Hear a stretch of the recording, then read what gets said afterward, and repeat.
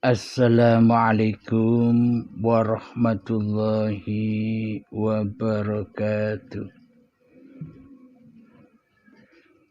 Bismillahirrahmanirrahim. Ashhadu an la ilaha illallah wa ashhadu anna Muhammadar Rasulullah. Allahumma salli ala sayyidina Muhammad wa ala ali sayyidina Muhammad. Rabbi israh li sadri wa yassir li amri wahlul 'uqdatam min lisani yafqahu qawli. Amin. Bismillahirrahmanirrahim. Salam jumpa lagi.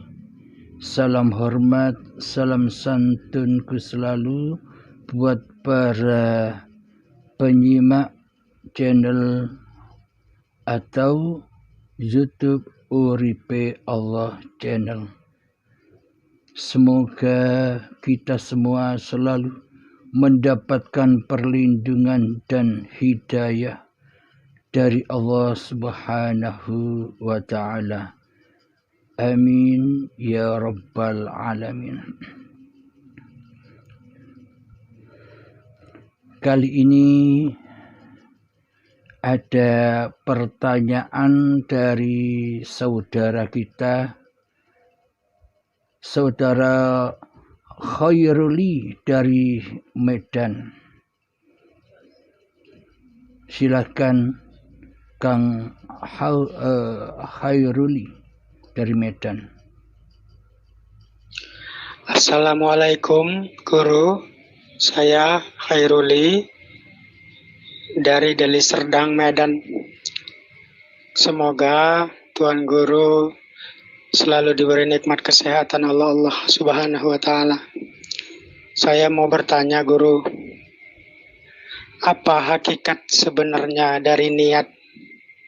Karena pernah saya dengar yang selama ini niat saya hanya sebuah lafaz. Lalu yang mana yang dinamakan sebenar-benar niat Guru? Mohon penjelasannya dari Guru. Sebelumnya saya ucapkan terima kasih. Assalamualaikum warahmatullahi wabarakatuh. Waalaikumsalam warahmatullahi wabarakatuh. Inti pertanyaannya adalah apa hakikat dari niat itu sebenarnya?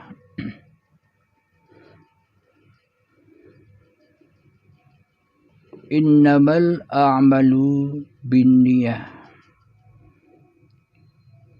Segala apa yang kita kerjakan harus disertai dengan niat. Sebelum Kanjeng Nabi Muhammad diutus jadi nabi, di saat itu di negara Arab sana mayoritas banyak orang yang jahiliyah. Jadi jahiliyah itu ya tak bertuhan. Meskipun kelihatannya di luar dirinya bertuhan, menyembah berhala-berhala, akan tetapi pada hakikatnya di dalam hatinya tidak bertuhan, yakni ateis. Yang ada di hatinya bukan Tuhan berhala-berhala yang di luar dirinya, namun yang ada di dalam hatinya adalah hawa nafsunya lah sebagai Tuhan yang mentuhani seluruh amaliyahnya. Jadi selama ini niatan sebelum Kanjeng Nabi Muhammad sallallahu alaihi wasallam diutus sebagai nabi, maka niatan orang-orang jahiliyah zaman dahulu ya tidak usah diucapkan di hati. tidak berupa kalimat.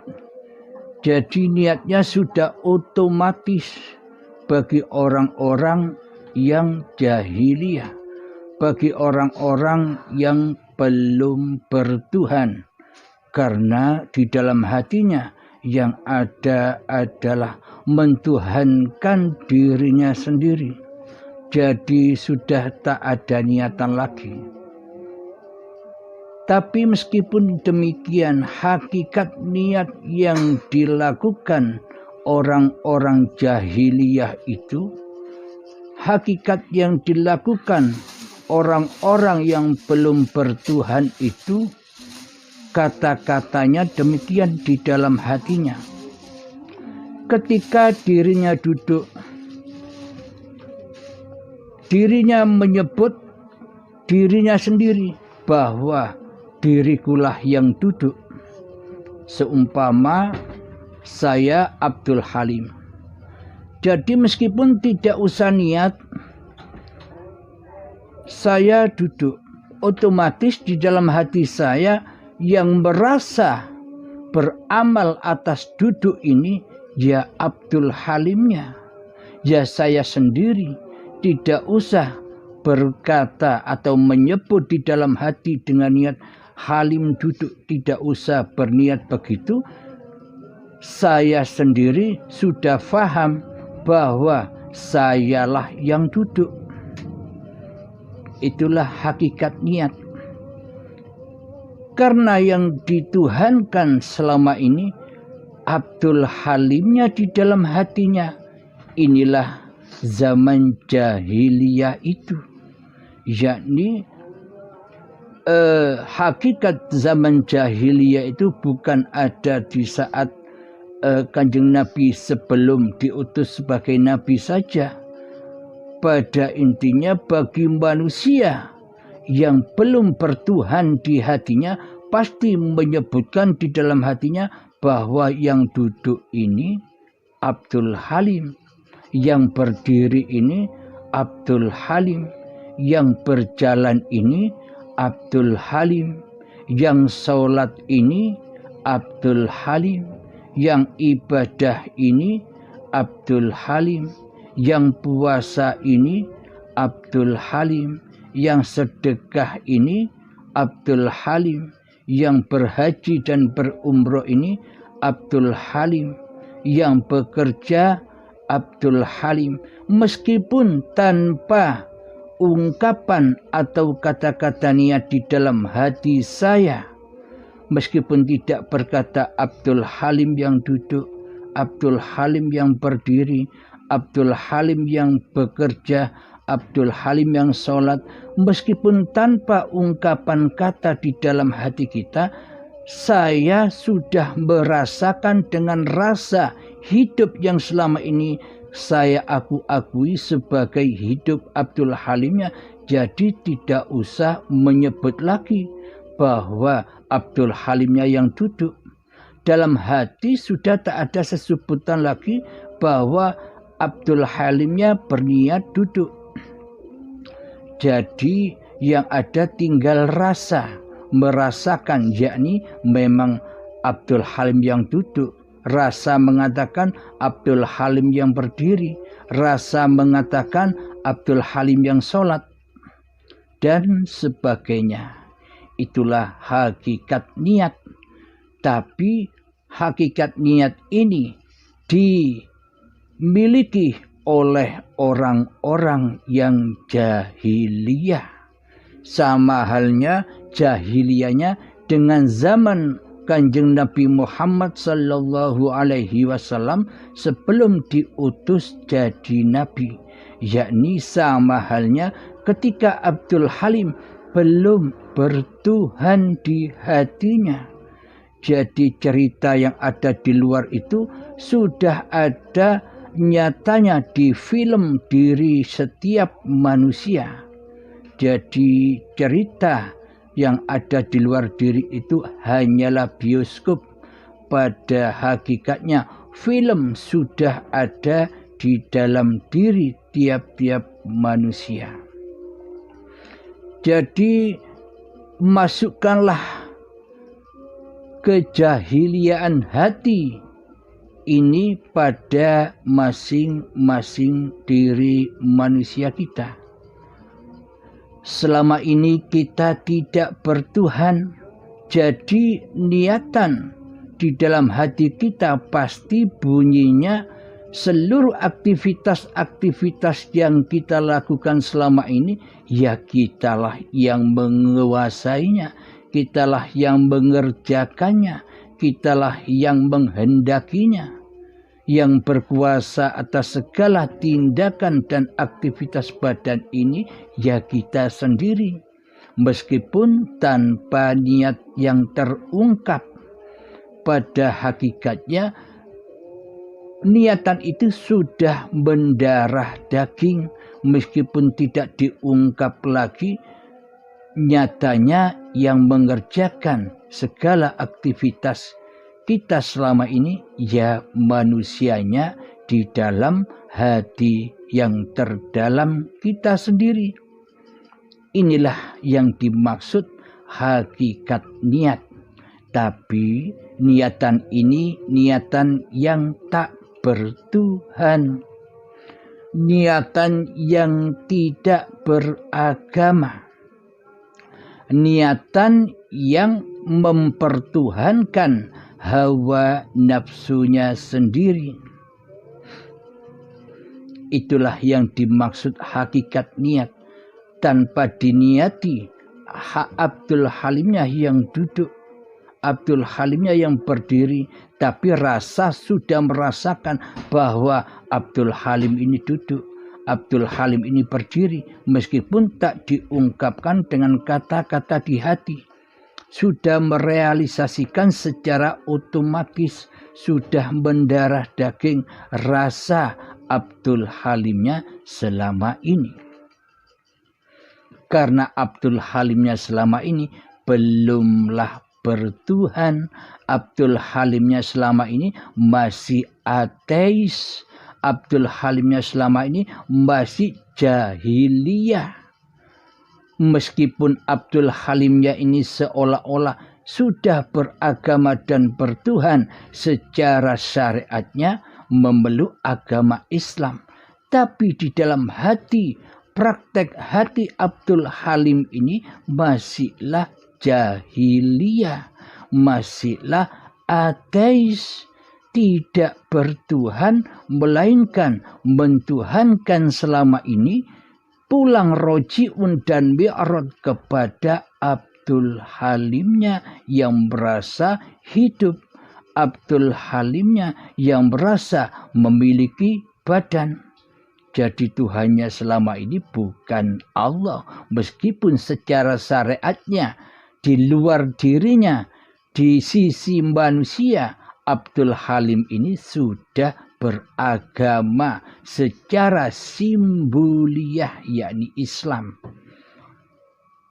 Inilah hakikat niatan kita sendiri selama ini, yakni selalu berpulang, yakni selalu roji'un, yakni selalu mi'rad, yakni selalu mempersembahkan apa yang kita kerjakan, apa yang kita aktivitaskan selama ini dituhani, dikuasai oleh Abdul Halimnya sendiri.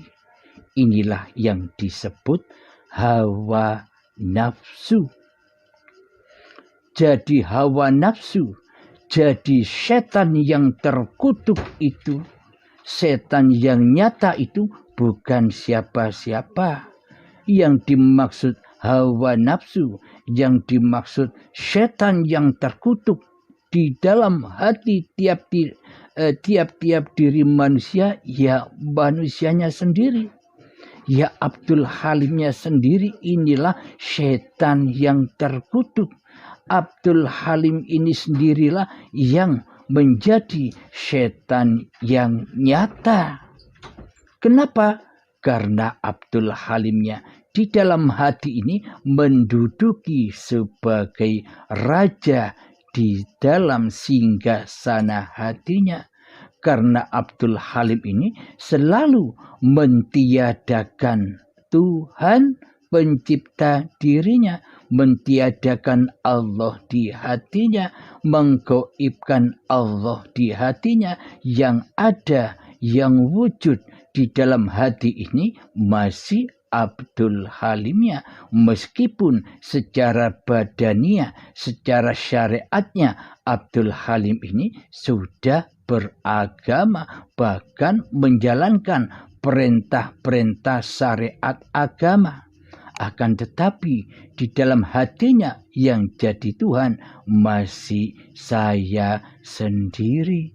Saya inilah hakikat setan yang nyata itu, yakni hati yang selalu mensekutukan Allah, hati yang selalu mentiadakan Allah, hati yang selalu menggaibkan Allah di hatinya daripada dirinya sendiri.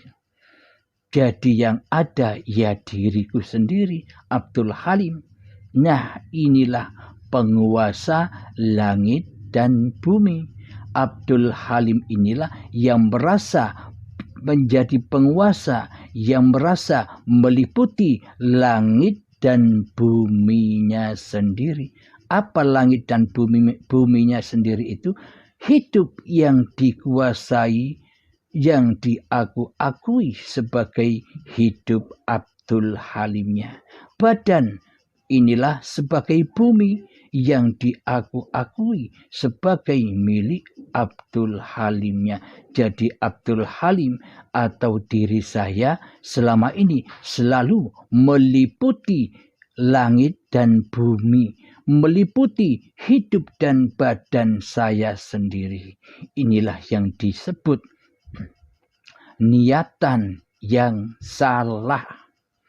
Jadi niatan orang-orang jahiliyah ya seperti ini. Jadi niatan orang-orang yang selalu mensekutukan Allah dengan dirinya ya seperti ini. Jadi niatan orang-orang yang ateis, yang tak bertuhan ya seperti saya ini. Sebelum kedatangan Kanjeng Nabi Muhammad sallallahu alaihi wasallam di hatinya, sebelum kedatangan iman, hakikat iman di dalam hati Abdul Halimnya, selamanya Abdul Halim berada di dalam lembah kekufuran, berada di dalam lembah dosa, berada di dalam lembah Jahannamnya Allah, yang mana Jahannam itu terdiri dari badan-badan manusia dan hati yang keras melebihi kerasnya batu, yang mana di dalam hatinya niatan itu bergema. Abdul Halimnya yang berkuasa atas seluruh tindak tanduk, atas seluruh aktivitas-aktivitas yang dikerjakannya. Solatnya Abdul Halim, diakuinya di dalam hatiku bahwa akulah yang solat. Ibadahnya diakui oleh Abdul Halimnya, yang mana Abdul Halim merasa bangga dan merasa lega telah melaksanakan solat dan ibadah. Jadi masih merasa mengaku-ngakui bahwa seluruh aktivitas atau af'al yang dikerjakannya menjadi af'al Abdul Halimnya selama ini. Inilah yang dimaksud niat. Tapi niatnya orang-orang jahiliyah kepada Tuhannya.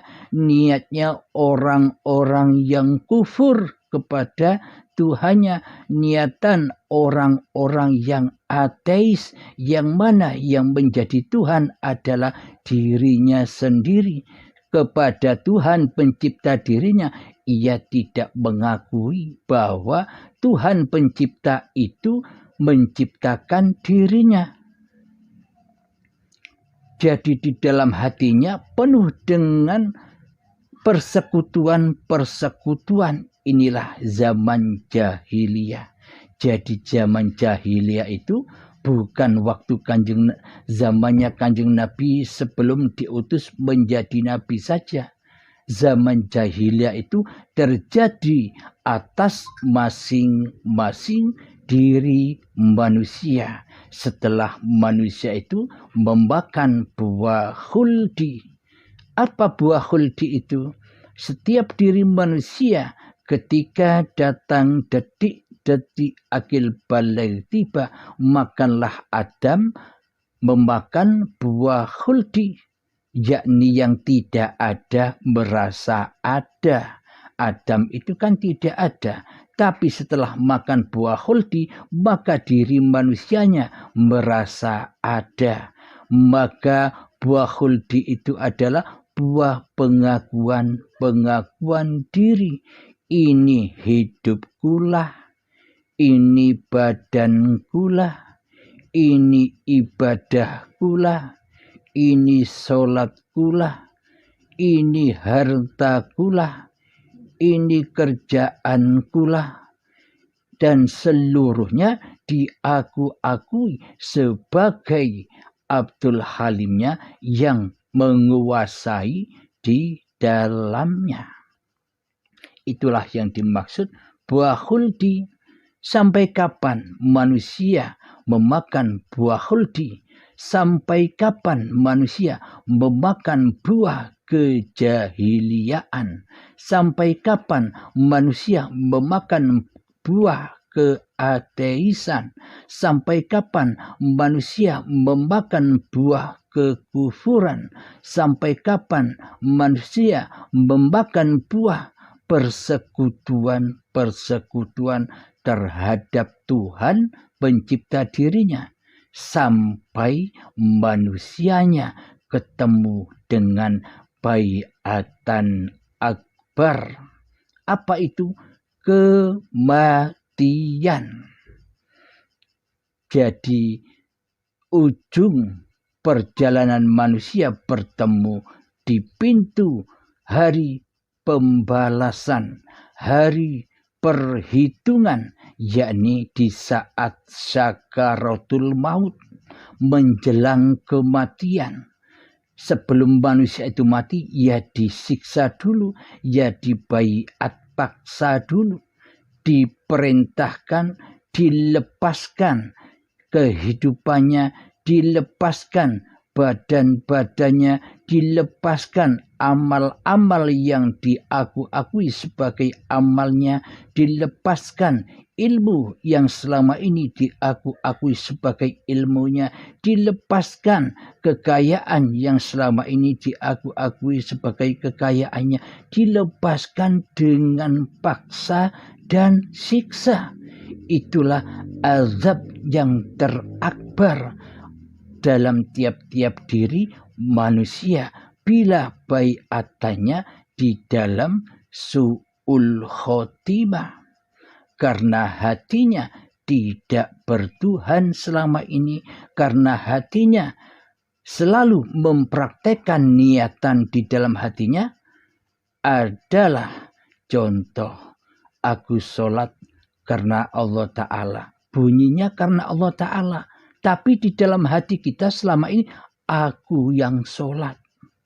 Bukan Allah yang maha mengafalkan, bukan Allah yang maha mempergerakkan hamba-hambanya, bukan Allah yang maha memperjalankan hamba-hambanya, akan tetapi diri kitalah yang selama ini ngaku-ngaku jadi Allah, tapi tidak terasa, tapi kita tidak menyadarinya karena selama ini kita belum beragama, karena kita belum bertuhan di hati kita. Beragama dan bertuhan kita kan hanya etok-etoke, hanya seolah-olah saja di luar diri kita beragama, memeluk agama apa saja, terkhususnya agama Islam, seolah-olah badan kita sudah Islam di sisi manusia, tapi di sisi Allah masih kufur, tapi di sisi Allah masih ingkar, tapi di sisi Allah masih ateis, tapi di sisi Allah masih mempersekutukan antara Allah dengan dirinya sendiri di hatinya. Inilah hati yang jahiliyah. Jadi sebelum kita membahas babakan tentang hakikat niat, kita obrak-abrik dulu kekuasaan syaitan yang terkutuk ini. Jika kita tidak mengenali siapakah syaitan yang terkutuk, syaitan yang nyata ini yang tak lain adalah diri manusia kita sendiri yang selama ini menjadi Tuhannya diri, maka selamanya kita tak akan pernah mengenal Allah sebagai Tuhannya, sebagai rajanya manusia. Jadi inilah aplikasi untuk mengenal Allah, untuk bermakrifat kepada Allah, untuk berniatan di segala aktivitas kita kepada Allah. Wajib kita bermakrifat kepada Allah dulu. Awwaluddin ma'rifatullah. Jadi agama itu adalah mengenal Allah. Agama itu adalah tahu Allah itu siapa. Jadi untuk tahu siapakah Allah itu, maka lewatnya, jalannya, tahapannya lewat man arafa nafsahu.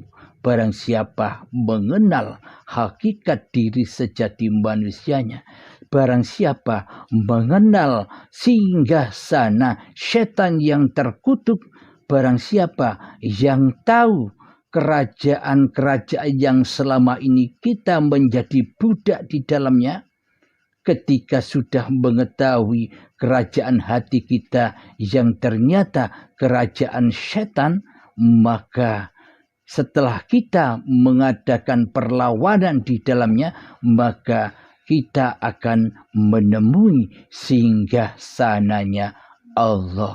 Maka bunyinya ayatnya faqad arafa rabbahu, maka ia akan mengenal Tuhannya. Jadi obrak-abrik hawa nafsu dulu. Jadi obrak-abrik siapa hakikat diri sejati manusia kita.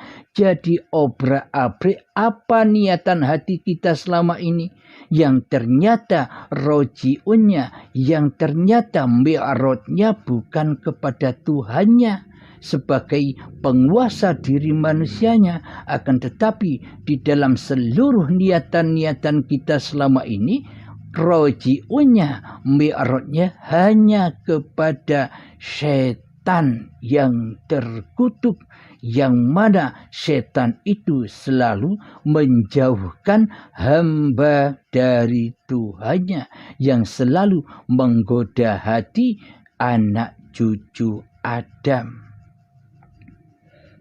Inilah zaman jahiliyah itu.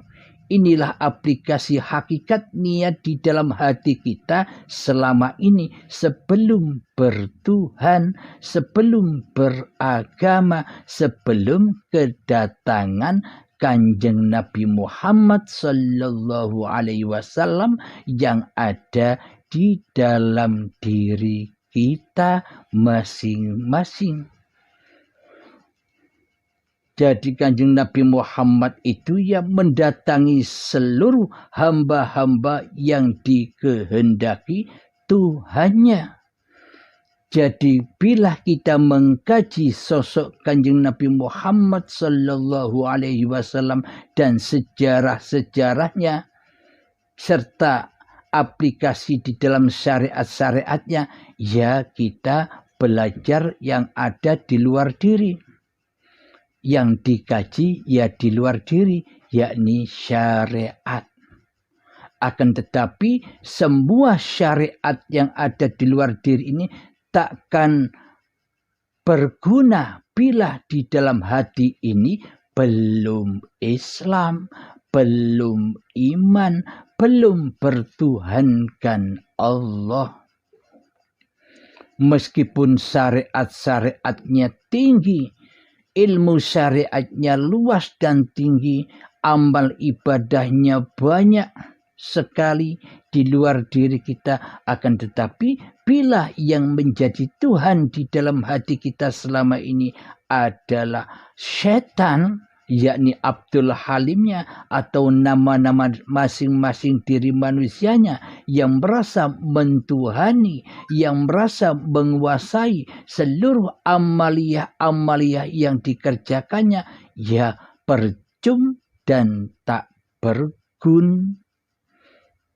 Bagaimana bisa melaksanakan ibadah-ibadah yang di luar diri, sementara yang di dalam diri adalah kerajaan setan yang terkutuk? Maka seluruh ilmu-ilmu yang ada di luar diri, maka seluruh amaliyah-amaliyah yang dikerjakan di luar diri, maka tidak di bawah masuk ke dalam diri dan dibakar oleh syaitan yang terkutuk, yakni diakui oleh hawa nafsu kita bahwa kitalah yang berilmu tinggi, bahwa kitalah yang mengamalkan sholat dan ibadah. Sudah ditegaskan oleh Allah siapa sih pelaku sholat dan ibadah serta siapa yang hidup itu. Di dalam doa iftitah, Bismillahirrahmanirrahim, Inna sholati wa nusuki wa mahyaya wa mamati lillahi rabbil alamin. Sesungguhnya sholatku dan sesungguhnya ibadahku serta hidup dan matiku adalah hanyalah lillahi rabbil alamin, miliknya Tuhan semesta alam. Akan tetapi prakteknya di dalam hati kita selama ini, sesungguhnya sholatku, sesungguhnya ibadahku, dan sesungguhnya hidupku adalah milikku sendiri. Itulah hakikat niat yang tidak pernah kita rasakan selama ini, karena hati kita buta, karena hati kita keras melebihi kerasnya batu. Itulah yang disebut zaman jahiliyah. Jahiliyahnya hati, bukan jahiliyahnya zahir.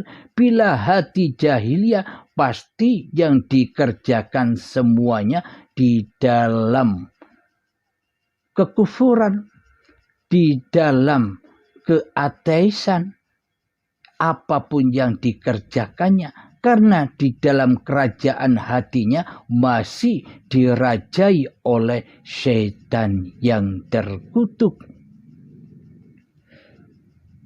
Jadi bagaimanakah merubah niatan-niatan itu semua agar sesuai dengan apa yang Allah perintahkan? Untuk mendatangkan itu semua, maka datangkanlah Rasulullah sallallahu alaihi wasallam. Datangkanlah Muhammad yang ada di dalam diri. Jadi ini bahasan kaji diri, bukan kaji di luar diri. Bila kaji di luar diri itu yang membahas Muhammad yang sudah wafat 14 abad yang lalu. Jadi masih bahasan syariat. Akan tetapi yang dimaksud kaji diri, seluruhnya apa yang ada di syariat itu semuanya bermula, bersumber dari dalam tiap-tiap diri manusianya. Karena di dalam diri inilah tempatnya Al-Qadim, Al-Quran Qadim, sumber dari segala sumber kitab-kitab yang ada di luar diri, sumber dari segala sumber bioskop-bioskop apa yang kita saksikan di luar diri kita, yakni siapa? Hayatullah, Allah lah sebagai filmnya yang menggelar bioskop-bioskop itu.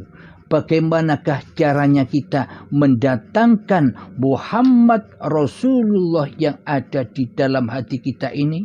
Maka akan kita lanjutkan di episode berikutnya. Jadi simak terus di dalam Uripe Allah Channel. Semoga saya dan semoga kita semua akan ditunjukkan oleh Allah jalan yang lurus, jalan yang terang benderang, sehingga hati kita bisa melewati wat siratal mustaqim. Alhamdulillahirabbil alamin.